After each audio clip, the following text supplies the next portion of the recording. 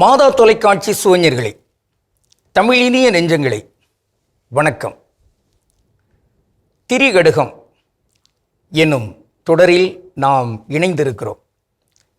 உங்கள் ஒவ்வொருவருக்கும் இனிய நன்றியின் வாழ்த்துகள். செய்யுள் எண் 1 நாம் நேற்று பார்க்க தொடங்கினோம். இன்று அச்செய்யுளில் வரும் 2ஆம் கருத்தினை பார்க்கிறோம். சுக்கு மிளகு திப்பிலி என்ற வகையில் மிளகு கருத்தை இன்று நாம் பார்க்கிறோம். அருந்ததி கற்பினார் தோளும் திருந்திய தொல்குடியின் மாண்டார் தொடர்ச்சியும் சொல்லின் அரில் அகற்றும் கேள்வியார் நட்பும் இம்மூன்றும் திரிகடுகம் போலும் மருந்து. குற்றம் இல்லாத நல்ல குடியில் பிறந்தவருடைய நட்பு, தோழமை, இதை நாம் பெற வேண்டும். நேற்று கற்பு உடைய பெண்ணின் தோள், அது கணவருக்கு மட்டுமன்று, அங்கே இருக்கிற குடும்பத்தாருக்கும் அது வலிமை. அத்தகையோர் பெருக பெருக அது இந்த நாட்டுக்கும் மண்ணுக்கும் பெருமை, சிறப்பு. அந்த வகையில்தான் குற்றமில்லாத குடியில் பிறந்திருக்கிற ஒருவருடைய தோழமையை பெறுதல் இருக்கிறதே, அதுவும் மீச்சிறப்பு, அதுவும் ஒரு மருந்து போன்றது என்பதாக இங்கு வலியுறுத்தப்படுகிறது. நல்ல குடும்பம் என்று எதை சொல்லுகிறோம்? வள்ளுவர் குறிப்பிடுகிறார், நகை ஈகை இன்சொல் இகழாமை 4 வகையென்ப வாய்மை குடிக்கு.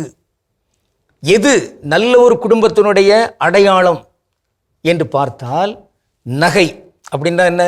புன்னகை. அகத்தின் அழகு முகத்தில் தெரியும். அப்போ உள்ளம் கள்ளம் கபடத்து இருந்தால் முகம் மலர்ச்சியாக இருக்கும், மகிழ்ச்சியாக இருக்கும், புன்னகையாக இருக்கும். அந்த நகை. ஈகை, அது கொடுத்தல், வழங்கல், தங்களுடைய செயலால் எல்லாவற்றையுமே எல்லாருக்குமான ஒரு வாழ்வாக அமைத்து கொடுத்தல். அதை போன்று இன்சொல், இந்த வாயிலிருந்து வருகிற அந்த சொல்லெல்லாம் இனிய சொல்லாக இருக்க வேண்டும். இனிய உளவாக இன்னாத கூறல், கனி இருப்ப காய் கவர்ந்தற்று என்று குறிப்பிடுகிற அந்த செய்தி. அதை போன்று இகழாமை, எந்த வகையிலும் எதன் அடித்தளத்திலும் இகழ்ச்சிக்குள்ளாக்குதல் கூடாது. இந்த வீடு அது ஒரு கோயில் போன்றது. அங்கு எவரும் அங்கு உறவு பாராட்டலாம், மகிழ்ந்திருக்கலாம், இறைவனோடு ஒன்றித்திருக்கலாம். அப்படிப்பட்ட ஒரு இடமாக இல்லிடமாக இருக்கக்கூடிய அந்த குடும்பம் நல்ல குடும்பம். அந்த குடும்பத்தில் பிறந்திருக்கிற, தோன்றி இருக்கிற, வளர்ந்து வருகிற ஒருவருடைய அந்த தோழமை இங்கு நாம் பெற்றோம் என்றால் அது ஒரு மருந்து. அது ஒரு மருந்து. அது ஏதோ நட்பில் கிடைக்கிற ஒரு மகிழ்ச்சி கிடைக்கிறது, ஒரு கொண்டாட்ட உணர்வு கிடைக்கிறது என்பது மட்டுமன்று.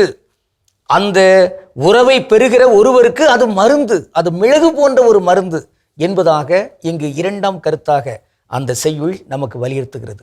நல்ல ஆதனார் இப்படியெல்லாம் தோண்டி எடுத்து இந்த கருத்துக்களை முதல் செய்யுளாக வைத்திருக்கிறார் பாருங்கள். கற்பு, நல்ல மாந்தருடைய அந்த தோழமை என்பதையெல்லாம் உள்ளடக்கி இந்த முதல் செய்யுள். காரணம், இன்று இந்த உலகத்தில் பல தோழமைகள் இருக்கின்றன, பல நட்புறவுகள் இருக்கின்றன. ஆனால் அவையெல்லாம் நற்குடி பிறப்பு நட்புகளா என்றால் அது கேள்விக்குரியது தான். ஆயினும் இந்த நற்குடி பிறப்பு என்பது அது நம் கையில் இல்லை. ஒரு குழந்தை அந்த குடும்பத்தில் பிறக்கிறது, இன்னொரு குழந்தை இந்த குடும்பத்தில் பிறக்கிறது. அந்த குழந்தை பாவம் அது என்ன செய்யும்? இந்திய துணைக்கண்டத்தினுடைய சாபக்கேடு, அந்த ஜாதி அந்த குடும்பத்தில் பிறந்தால் அது உயர்ந்த ஜாதியாம், இந்த குடும்பத்தில் பிறந்தால் அது தாழ்ந்தது தான். எவன் சொன்னான்? கடவுளா அப்படி வைத்தார். ஆக நம்முடைய கட்டுப்பாட்டில் இல்லை. இருப்பினும் எந்த குடும்பத்தில் பிறந்தாலும் சரி, அந்த குடும்பம் நற்குடியாக மாறுவதற்கு அதை ஒரு பொருட்டாக எண்ணி அதற்குரிய முயற்சியை மேற்கொள்கிறாரோ அப்படிப்பட்ட ஒரு சிறந்த மாந்தர், அவரை தோழமையாக ஏற்றல் என்பது மீச்சிறப்பு. இந்த வடிவத்தில் தான் இங்கே நாம் உறுதியேற்க வேண்டும். இங்கே நல்ல தோழமை, நல்ல குடும்பத்தில் தோன்றி இருக்கிற, நல்ல குடும்பத்தை உருவாக்குவதற்கு முயற்சி மேற்கொள்கிற அத்தகைய நல்லவருடைய தோழமையை பெறுவதற்கு நாம் உறுதியேற்க வேண்டும், தெளிவு பெற வேண்டும். அதோடு நல்ல தோழர்களாகவே நாம் இருக்க வேண்டும். நம் குடும்பத்தை அதற்குரிய குடும்பமாக உருவாக்க வேண்டும். இங்கு எவரென்றாலும் சரி, அதான் கடவுளுக்கே ஒரு அழைப்பு கொடுக்குறாங்க பார்த்தீங்களா? உனக்கேதும் சோகம் என்றால் இங்கே வா, உனக்கு மகிழ்ச்சி தருவேன் ஒரு பாட்டு ஒன்று பாருங்க, அருமை. அதனால யாருக்கெல்லாம் சோகமோ நீங்க இங்கு வாங்க. அப்படிப்பட்ட ஒரு நற்குடி, அந்த குடியில் பிறக்கிற ஒருவராக நாம் இருந்து மற்றவர்களுக்கு தோழமை தர வேண்டும். அப்படிப்பட்ட நல்ல தோழர்களை இன்று இந்த உலகத்தில் நாம் பெருக்க வேண்டும், உருவாக்க வேண்டும். அதற்குரிய நட்பு சூழலையும் அதற்குரிய எல்லா வகையான அமைப்பு சூழலை உருவாக்குவதற்கு உறுதி ஏற்றுக்கொள்ளும். இன்று நாம் பார்க்கவிருக்கும் ஒரு சிறப்பு சொல் சத்தியம்.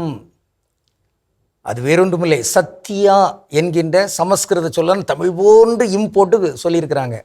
ஆனால் இந்த சத்தியம் என்கிற அந்த சமஸ்கிருத சொல்லுக்கு 3 தனித்தமிழ் சொற்கள் இருக்கின்றன. உள்ளத்திலிருந்து வருவது உண்மை, வாயிலிருந்து வருவது வாய்மை, இந்த உடல் என்கிற மெய்யிலிருந்து வருவது மெய்மை. இந்த சொற்களை பயன்படுத்தலாமே. கடவுளுக்கு திருவிழமானால் மீண்டும் நாளை திரிகடுகத்தில் இணைந்து மகிழ்வோம்.